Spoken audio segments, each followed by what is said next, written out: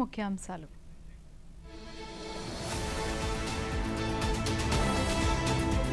ఢిల్లీలో భారతీయ సంప్రదాయ కళాకృతులను వీక్షించిన రాష్ట్రపతి ద్రౌపది ముర్ము.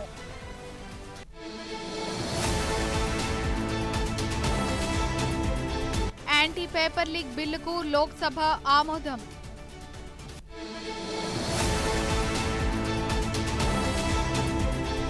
నషాముక్త్ యువ ఫర్ వికసిత్ భారత్ ప్రచారాన్ని ఆగస్టు 2న ప్రారంభించనున్న ప్రధాని మోదీ.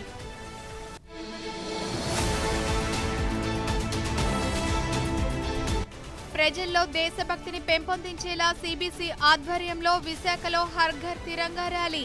12 ఏళ్ల కేంద్ర పాలనా ప్రస్థానంపై చిత్ర ప్రదర్శనను ప్రారంభించిన మంత్రి సత్యకుమార్ యాదవ్.